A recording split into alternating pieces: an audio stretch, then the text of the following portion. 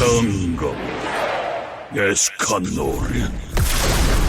Ladies and gentlemen, now today from the Korean livestream, we've got our very first look at the one ESCANOR, and oh my god, this character looks insane, man. He's like everything I wanted him to look like, and a little bit more. That intro animation, the first time I saw it, I was just so incredibly hyped. The cards, the skills, the unique, everything about this character looks really, really promising. But yeah, I'm absolutely gassed. I'm both very excited and also very terrified to see this guy in PvP, because he is one of the most broken uniques I think I've ever seen in the history of the game. But if they're gonna make like one character just really, really overpowered, you know, it's gotta be the one ESCANOR, man. So let's start breaking down and having a bit of a chat about some of his abilities. So the first thing is he starts with a 6% boost to all of his stats, but at the beginning of every single turn, this goes up by an additional stack. So it stacks up to 18%. However, once you hit 18%, so after 2 additional turns,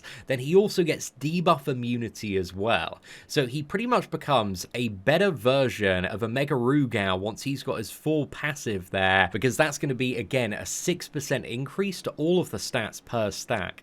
So that's lifesteal, resistance, crit defense, like absolutely everything as well. Crit damage, pierce rate, all of this stuff is just going to scale up the character exponentially. And if you fought a Mega Rugal in PvP, or when Mikasa was at her prime, like, you know just how annoying it is when characters have that massive boost to substats. But also the fact on top of that as well that he's fully debuff immune at 3 stacks, man, is just absolutely crazy. Granted, this passive does ebb and flow, so once it's ramped up, once you've hit 3, then you're going to go back down to 2 for a turn, you lose the debuff immunity, and then next turn you're back up to 3, you're fully immune to debuffs. So I'm not too sure exactly how this is going to function in PvP, but I imagine if you control him at the wrong time, then yeah, he's just going to break out the next turn and start clapping you. So yeah, I think it's going to be really, really good. Then the cards that he has are just mad. He's got the highest single target damage card in the game, the one that I think is like 240, 360, and then 600% of the character's attack. But also on top of that, his second card is a brand new Surge card. And I think reading this one, it's even more damage than the strongest single target damage card. So it inflicts 500% of attack power as Surge damage to a single enemy, but then Surge deals an additional 0.8% damage per 1% of the one's health. So basically, if you're starting the match and he's at full health, that's like 80% additional damage on top of, and I assume, scaling up the 500%. So I think that kind of makes it around like an 850% damage card, which is nuts, man. There's so much additional damage off that. So yeah, that is actually crazy. And the fact that, again, his passive is also going to be increasing lifesteal as well. You can fire off the combo of the massive single target damage card that doesn't have Surge, regenerate a load back via the damage dealt via lifesteal, and then use the Surge card to deal even more damage. So this character is just brute force, maximum single target damage, massive tank mode, and I love it. I really, really love it. And I'm so happy to see ESCANOR seemingly on paper getting this so powerful treatment. I think this guy is going to be amazing with all sorts of single target burst teams and combos, and yeah, he would fit so perfectly into like my global Kyo Zeldris team with like Athena on the backline as well. But I think this guy is actually one of the units that's maybe going to make Athena shine even more, because her backline unique ability to drain 2 ult gauge off all the opponents whenever you kill and burst down a single target opponent. So yeah, that passive combined with ESCANOR, who's just going to be clapping fools, is going to provide some really good ult control to the entire team. But then we've got his passive, and I think this is the strongest single target ESCANOR passive in the game, because what it does, we saw in some later clips, it can deal up to 1080% of his attacker's damage, but then it also has this new kind of despair damage, which is essentially echo damage, and at 6 out of 6, it deals all of that damage again to a random enemy, I believe. So if you're just fighting one enemy, it deals this damage twice, which makes it an insanely hard-hitting ult. Might be the hardest hitting ult in the game outside of Derriere on a single target opponent. However, in PvP, this could be absolutely mental, because it allows you to just burst down the target you want and probably take another character with it as well. Again, going off the abilities that I've translated, it does look like the way that this damage is sent is randomized, but it's still going to be good for mechanics like Goddess Liz's Cheat Death, because you can fire it off on one target and make sure that you at least take somebody out, trigger the Cheat Death, and then get another opponent down. So yeah, might work out really interestingly in some scenarios, but this guy, man, is just single target for life. There is so much crazy brute force damage, and I'm all here for it. So to start off, we got the Surge card. As you can see, he's got a stack of his passive, and after they fire off this card, it's going to be a new turn, so it's going to give him an additional stack. Again, the fact that this looks to be a passive effect and not an actual buff is also really, really good as well. But like, look at that damage, man. Look at that lifesteal. It looks like this guy is just going to be an absolute machine for tearing through so much content. After the second move, you can see he's got 3 stacks of the unique now, and also gains debuff immunity as well.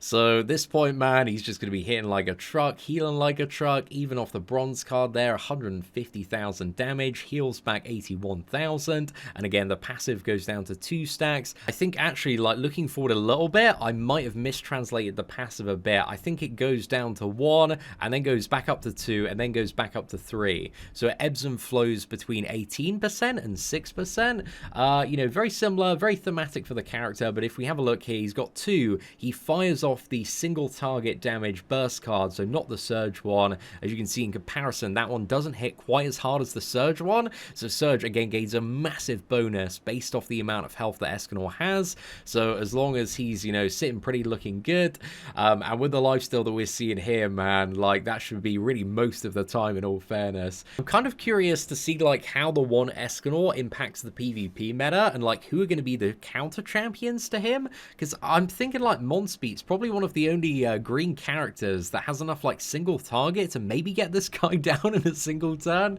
But yeah, he's just going to be so additionally tanky, and you're going to need a character that doesn't rely on crits as well, because with all of those substats, man, he's just going to be an absolute beefcake to take down. So yeah, I think he's going to be a really tricky addition to the PvP meta to deal with, and maybe is going to need some sort of like ult rush strategy in order to counter. But yeah, I really just don't know. I think Sariel's going to put in a little bit of work. I think one thing that is going to limit Monspeet is the fact that debuff immunity is going to be really, really annoying for characters like Kyo, because again, as soon as he reaches it, he's going to remove all of the ignite stacks that Kyo has placed on him. So that definitely is a massive L there for Kyo. One thing I was kind of worried about this ESCANOR as well, because Pierce has been so dominant for so long, and it comes back like every single meta. I was like, are they going to use the one ESCANOR to completely end Pierce teams? And that's the thing as well. This character, he doesn't counter Pierce characters. He's going to be able to burst characters down quickly, but I would imagine like a Mega Rugal and Blue Team Meliodas and Lilia team is actually still going to be able to fight back fairly decently against this guy, especially with Mega Rugal again having the class advantage on this dude. So yeah, I don't know, man. At the same time, he just looks so swole, so overpowered when it comes to like the chunky hit points, the crazy single target damage, that I think this guy is just going to get into PvP, and he's just going to be able to smash whatever he wants. And I assume with the base stats on this guy as well, he's going to have massive combat class, very often end up going first. So yeah, I think that's going to be a bit of a problem, is out CCing this dude with the Pierce team. So yeah, I just have no idea how the meta is going to shape up around this guy, but I'm very interested and curious to find out. Again, for the majority of the showcase on the Korean live stream, they decided to put this man in a chef's outfit. I have no idea why, but this is what the character looks like, bare bones. Again, I think it's probably the best look. The gladiator look is pretty damn cool as well. But they have, 5 initial costumes. They got the ESCANOR armor. That one looks pretty good. He looks way too hench for it, though. This suit, which is an absolute abomination. This suit is actually a war crime and should be immediately removed from the game. And then we've got his upgraded UR costume, and this is the the one, again, I assume comes on the base of the character, which is the one on the initial profile. He's just so hench, man. He's such a friggin' beefcake. And we've also got the boar hat chef outfit as well. So yeah, there's actually a few different costumes that come with the character initially, and all of them look really, really cool. Again, there are lots of different looks to go for, but this guy is so shredded that he kind of just looks great in everything, man. So let me know in the comments section below your thoughts on the one ESCANOR. Personally, does this character live up to the hype for you? I am really pleased with this character initially. I think the ultimate animation especially just gives me goosebumps, man. It looks absolutely amazing, and I can't wait to see this character in the game. But yeah, if you did enjoy today's video, please do smash that like button. It'd be greatly appreciated. But aside from that, take care, and I hope that you have an absolutely fantastic day.